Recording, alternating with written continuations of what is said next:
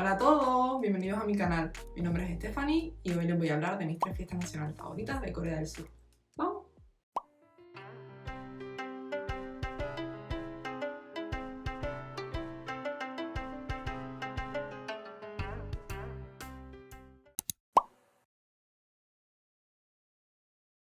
Pero antes que nada, no olviden suscribirse a mi canal de YouTube y a otras cuentas. La primera fiesta, y esta seguro que la conocen todos, es el Año Nuevo Lunar, o como se le conoce aquí, Seollal. Es la festividad más importante de toda Corea.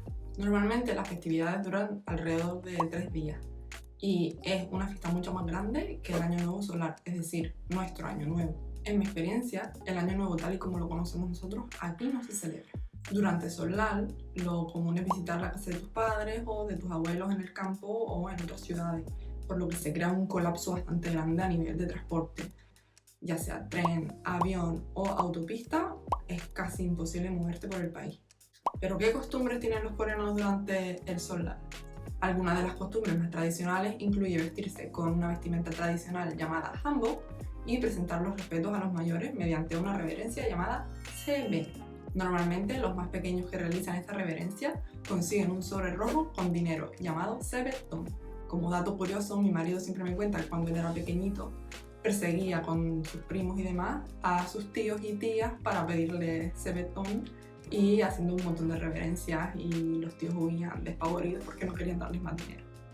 Otra costumbre muy famosa es comer sopa de pastel de arroz llamada tteokguk, puesto que el tteok es de color blanco y representa la pureza. En los últimos años, sin embargo, estas tradiciones ya no se llevan a cabo por la gran mayoría de las personas.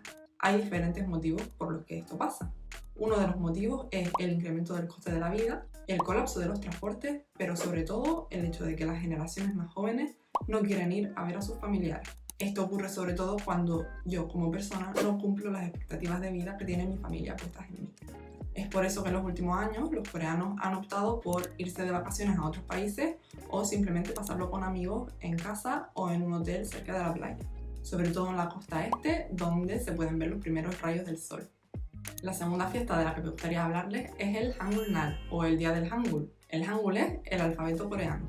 Se celebra todos los años el 9 de octubre. Y seguro que estás pensando, ¿el alfabeto de un país tiene una fiesta nacional? Pues sí, porque el Hangul es un alfabeto bastante especial. Es uno de los pocos alfabetos de los cuales se conoce la fecha de creación exacta y el creador. Su fecha de creación es el 9 de octubre de 1446. Y sí, su creador es el rey Sejong, el cuarto rey de la dinastía Joseon de Corea. Antes del Hangul, en Corea se utilizaban los caracteres chinos para escribir, pero el rey Sejong observaba que sus súbditos tenían muchas dificultades a la hora de aprender a escribir. El motivo era la gran cantidad de caracteres chinos y las obvias diferencias entre los dos idiomas, el chino y el coreano. El resultado era que, aparte de unos pocos, la gran mayoría de la población coreana era analfabeta. Que la población no supiese ni leer ni escribir beneficiaba muchísimo a los altos cargos. Ellos sí que podían aprender caracteres chinos porque no tenían que trabajar, ni tenían que limpiar, ni cocinar. Esto les permitía simplemente estudiar y volverse aún más poderosos y a veces engañando al pueblo.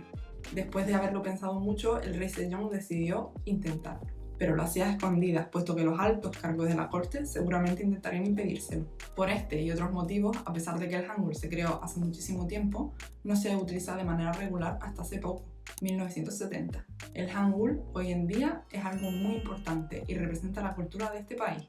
Además, recomiendo mucho una película llamada Las letras del rey.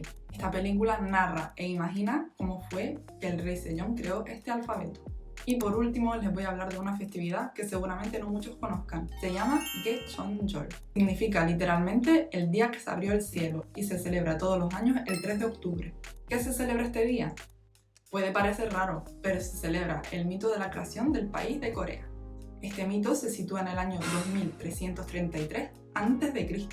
La leyenda cuenta que Hwanung, el hijo del rey del cielo, quería bajar a la tierra para convertirse en humano.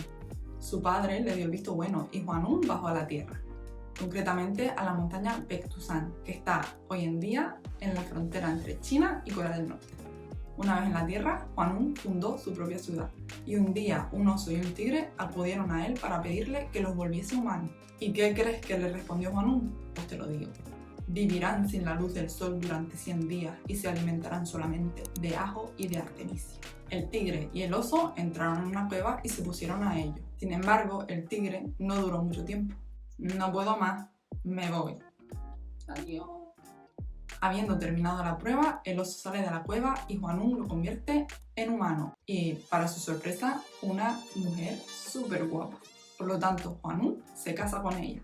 El Hwanung y la mujer, que antes era un oso, tienen un hijo llamado Dangun, que se convierte en el fundador de Corea. Estoy hablando de la primera dinastía coreana llamada Gojoseon. Siempre me han parecido interesantes los mitos de creación de culturas o países, y este refleja a la perfección la cultura coreana, la importancia de las montañas, sus animales como el tigre o el oso, y sus ingredientes autóctonos como el ajo o la artemisia. Espero que te haya parecido tan interesante como a mí y que algún día puedas disfrutar de alguna de estas fiestas. ¿Cuál ha sido la que más te ha llamado la atención? Pues esto es todo. No olvides suscribirte si no estás suscrito y darle like a este vídeo. ¡Adiós!